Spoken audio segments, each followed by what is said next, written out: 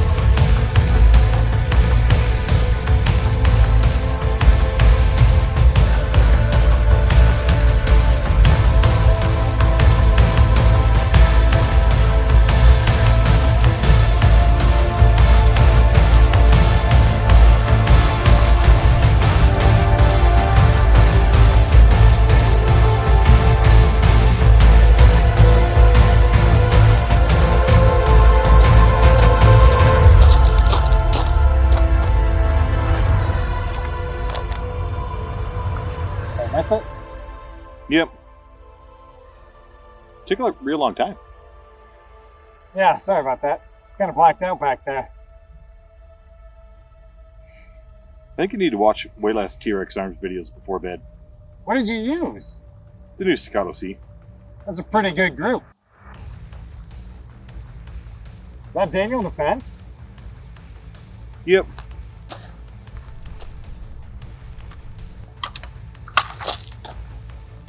Just like last time. Good luck at school. Love, not the FBI.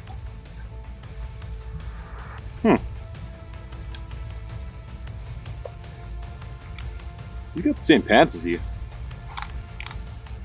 Yeah, that's embarrassing.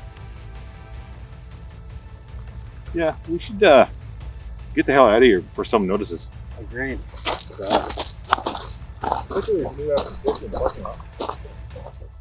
The 2024 Staccato C, the much anticipated dual gun from Staccato. But does it live up to the hype?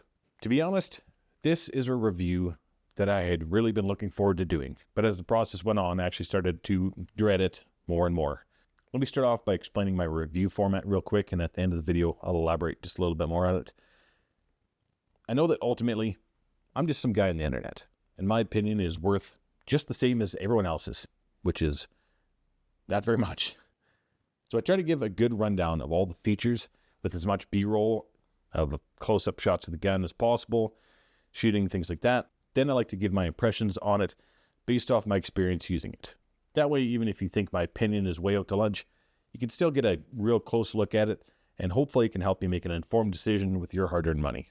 Okay, as far as features, the most noticeable difference with the C versus the Staccato P or C2 is the grip size. This shares the same slim grip profile as the CS, which should mean that it's a little bit easier to conceal, but it also means that it takes different mags than the other 2011s. With a full-size grip that I have on this one, it comes with 17-round mags, which are a good bit smaller than the Staccato P 17-round mags. The texture of the grip is aggressive enough to maintain a good solid grip without being too aggressive to carry. It doesn't chew up your tummy too much. It's kind of similar to a skateboard tape type texture, but quite a bit more mild than that. As you can see here, it's actually starting to fill up with a whole bunch of dead skin, which is pretty gross. If you know of a good way to clean this out without kind of softening the edges of the texture too much, feel free to drop a comment below. I'd love to hear about it. Now, the next difference is the frame size, which, while shorter than a P, is actually wider and taller. Not really enough to be noticeable, except for in holster fit. Like the CS, this doesn't share holster compatibility with the previous Staccato guns like the C, C2, P, and XL and XC. The CS and C can be compatible, and the holder guns can be kind of forward compatible in their holsters, but not the other way around. Old holsters for the P or C2 or whatever don't fit these things. Again, sharing likeness with the CS, we have an external extractor and a very similar barrel design, though it is half-inch longer. And like the rest of the Staccatos, they have ambi safeties and are optics ready. Though you do need to purchase the optics plate separately. I just reused the optics plate for my XC, so the backup irons aren't actually sized correctly, but I just didn't really give a shit about that. Were I to make this my full-time EDC, I certainly would sort that out, but for the purpose of this review, it just wasn't important. One feature about this that I prefer over the CS is that the frame is a little bit longer to match its 4-inch barrel, which means that the light rail is now compatible with normal lights, whereas the CS it only works with the itty-bitty lights. It does have a toolless guide rod, but that is a bit different from the CS or the other Staccato versions, utilizing a flat spring design rather than the typical coil. Kind of more like what you'd see in your typical striker fire gun. Standard trigger weight is 4 to 4.5 pounds, but I did opt for a 3 to 3.5 pound curved trigger in this one. More on that in a minute. I also opted for the DLC barrel, but other than that, it's pretty basic. None of the X serrations or anything else crazy. And at the moment, there is no magwell attachment available like there is with the C2 or the P. This is touted as a dual gun. Small enough to concealed carry, but big enough for duty or home defense. Weighing in at 26 ounces unloaded and without an optic, it's really only marginally lighter than the Staccato P, which is about 28 ounces for the aluminum frame version, and it's only about half-inch shorter than the P. Personally, I don't find it to be significantly easier to carry with that half-inch. While in theory, this slimmer grip should make it easier to conceal comfortably, the difference is marginal at best in my opinion. Alright, enough of the boring kind of reading off Staccato's website stuff. Let's get into our experiences and find out why I was dreading this review. I've stated before that I think reviews under 1,000 rounds are dumb. But since I've already reviewed several other Staccatos at much higher round counts, I figured I didn't really have to do much more than that. Like, how much different could it possibly be, right?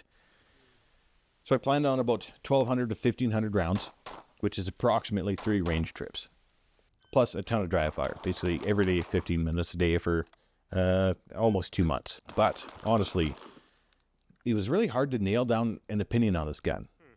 And we're actually about 2,500, probably closer to 3,000 rounds on this thing. And the reason it was so hard to nail down an opinion on it comes down to a few problems we've had with it. Problem number 1. The trigger was pretty shit out of the box, to be honest. It arrived at about a pound heavier than what I had specified, which really isn't the biggest deal. Like, that puts it at 4.5 pounds, which is still lighter than a Glock factory trigger. I just have to get used to it. Not really a big deal. I just have to train a little bit more. But the bigger issue was that it wasn't just that it was heavier, it was that it was inconsistent. It wasn't actually always 4.5 pounds. And the more I shot it, the lighter it got, but it did so inconsistently. And inconsistent triggers like shooting a rifle with the loose scope rings. One shot will be exactly where you want it, and the next won't. And you won't immediately know if it's you that's doing something wrong or if it's the gun.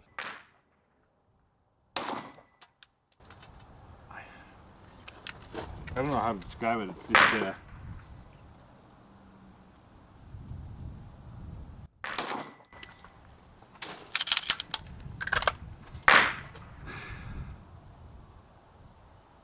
This was incredibly frustrating. To be honest, it made the gun really unenjoyable to shoot, to the point that I really didn't want to continue the review at all. Every time I came back from range, a bit confused and honestly kind of bummed. I kept assuming that it was my lack of skill that was the issue, and more dry fire would be the cure, which honestly, usually that is. It took a while to figure out what the fuck was actually happening. Eventually, I had the brainwave to pull out the trigger pull gauge again and see what it said. Unfortunately, I didn't get that on camera because I'm a moron, but it did test it a bunch of times, and the pull would range from 4.5 pounds all the way down to 3.5 pounds. And not like every time it would get lower, it would kind of bounce around. Now, the reasonable thing to do here is send it back to Staccato and have them fix it. But we use this gun for test fitting holsters pretty much every day and can't afford to be down a gun that long. That is the whole reason that we got this gun to begin with. To me, it was obvious that there was something wrong with the sear engagement. So I just blasted the shit out of it with compressed air and hit it with a can of COP, then just shot the fuck out of it for another 1,000 rounds. My theory was that either it was basically some shit that had kind of worked its way in there and was interfering with it, or the sear engagement maybe was not quite as smooth as it should be. So by cleaning it and working it a bunch and dry firing at the range, hopefully it would either clean itself out or the surfaces would kind of lap each other smooth. Maybe that's retarded, but it seemed to work. The last 1,000 rounds or so, after I'd cleaned it out and started shooting it just like quite a bit more aggressively, it actually ran pretty good, like I had expected it to from the start. The trigger was consistent and quick, recoil was pretty soft for gun the size, and accuracy was improved. But that brings us to the last problem, which was reliability. Now, I don't think this was an actual problem as much as it was just an affirmation of what I already knew but didn't do, which is to clean the damn gun before you go to the range. Don't just oil it, tear it down, clean off all that gross shitty oil they put on from the factory, and put it back together, relube it. I've been burned by this before. I get too excited to shoot it, whether it's running out of decent weather or just been waiting too long or whatever. I oil it up, and of course it gives me problems. The same thing happened with the Atlas, to be honest. Whatever goop they use in the factory is really more of a storage protectant than like a legitimate gun lube. It's always kind of sticky and gross, and if you don't get that shit out of there, then you're going to have troubles. This gun malfunctioned more than any other Staccato I've bought. They were all in the first 500 rounds before cleaning and ranged from failure to feed, failure to eject, and the only instance that I've actually experienced of a round bouncing off the SRO and causing a stoppage, which did happen a couple times, where the round would bounce off the SRO and kind of get jammed between the SRO and the barrel again.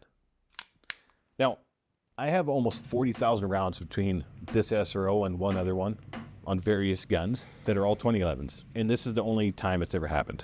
A couple times over 40,000 rounds. So to me, that makes me seem like the SRO isn't really the problem in these cases. A lot of guys worry about the overhang and possible issues, but I think, based on the volume of rounds that I've shot, and the few times this has been a problem, it's not really that the SRO overhang is the problem.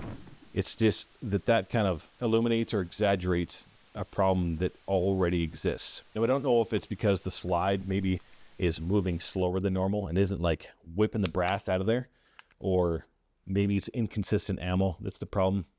I'm really not sure. It only happened a couple times though when the gun was brand new, and it hasn't happened since again, so I'm really not worried about it. I'm actually not worried about any of these malfunctions anymore, as they never happened beyond the first range trip and a good cleaning, which, by the way, I haven't cleaned it since that kind of first time. I just been, that one time that I hit it with the compressed air and blew a bunch of CLP in there.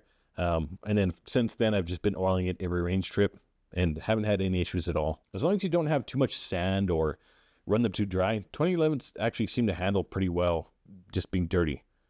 Just keep them wet in the areas that they need to be wet. They should be all right. So to sum it up, the first 1,500 rounds, I didn't like this gun at all. The next 1,000 or so, I did start to like it. I knew what I should expect from it, and it didn't deliver initially. But once I sorted out a few kinks, it did actually become a lot more enjoyable to practice with. I have kind of learned that I don't really enjoy the full-size slim grips on the C. While they do offer more space for my fat hands than the shorter version, like on the CS, the smaller circumference is just barely enough for my support hand to provide real meaningful contact on the gun. I prefer the standard 2011 grip size for my hands. 14.5? For dudes with small to normal sized hands, this grip is probably just right, but it's just a bit too small for my sausage fingers. I find the gun itself to be a bit of an oddball size. It has a slightly shorter barrel length than a Glock 19, but overall it's pretty similar in size to that. It weighs an extra 4 ounces more, but has an extra 2-round mag capacity in this configuration with the full-size grip. It shoots softer than a Glock 17 with a much better trigger, at least it's supposed to, and mine does now, as long as I'm doing my part. The return from recoil is quick and predictable. It still is a little gun though, even though it's not that little. Like technically, this is shorter than a commander length 1911. So it requires like a fair amount more input than a Staccato P, for example. It's just more of a challenge than a full-size gun. But it seems like, at least now, it's the right type of challenge. For example, the challenge now is like, what do I have to do on my end as the shooter to squeeze the full potential out of the gun, which is much more enjoyable than the previous challenge of figuring out what the fuck is happening with it. Now that it's working correctly, it's a lot more fun to shoot. It seems actually to be quite capable of pretty decent performance as a carry gun, which as a carry gun, it does seem to balance well with the full-size grip and is pretty comfortable. What role does it fill? Is it really a dual gun? I think this would work fine as a carry gun or a home defense gun. If it could only have one, this would do it well. In that situation, there always has to be some sort of compromises. Either you usually have to get a bigger gun that's harder to carry, or a smaller gun that's harder to shoot well. I appreciate that this gun tries to close that gap. If you're looking to downsize your carry gun from a full size like the Staccato P, but don't want to go too small and lose a ton of capability, this is a good option. If you have a smaller gun and you're looking at getting something bigger to train with more often, that's a little bit more enjoyable to shoot, I would actually skip this and go straight to the P. It will simply be easier to shoot well and it'll be a lot more enjoyable. Aftermarket mags are definitely a lot more easier to come by than these also. For me, I don't have to compromise like that. I'm picking the bigger gun almost every time. But then again, I'm a big fat guy, so I can kind of hide a bigger gun easier. If you're a lot smaller guy, this might just be the right size for you. If I absolutely need a gun that's the most concealable, I'd probably go with the CS, since the performance between these two is actually fairly close. And that's the tricky thing with middle-of-the-road pieces of gear. It might be good at a few different things, but they're rarely great at any one thing. Ultimately, the purpose of our videos aren't to sell you on any particular gun. We don't sell guns, and we don't get kickbacks from any gun companies. Our purpose is to make interesting and helpful content that motivates you to exercise your Second Amendment rights and improve your skills. Hopefully, as a byproduct of this, you make your way over to our website, hammerarmament.com, and you buy our holsters and gear. Now, I understand that can kind of create a certain amount of bias. If we release a negative review of a gun that hurts the sales of it, that can trickle down into less sales of our gear related to that gun. So I could have just shut my big mouth about all the issues I had with this gun and just like start the review after everything was fixed magically. But I think there's value in the kind of cautionary tale here, which is to give your gun a thorough workout and cleaning before you trust them with your life. Don't just assume that because it's from a reputable brand or that it's new, that it's going to work. Because Staccato is a reputable brand, and all of the other guns I've had from them have been great. Surprisingly great even. But shit happens, and nothing is infallible. Not machine nor man. Except, of course, for the 2007 Chevy Duramax. Most importantly, get out and use your gear. Train hard with it, dry fire with it, improve your skills with it, and keep that thing on it. Hopefully, you found value in a closer look at this gun and the lessons learned, even though it wasn't overwhelmingly positive. If you did find this helpful, I'd appreciate it if you could drop us a like and consider subscribing. And hopefully you consider us the next time you're in the market for a holster or mag pouches. If you didn't like this video and you made it this far, by all means, go ahead and hate watch the rest of our videos too. Watch time is watch time, baby.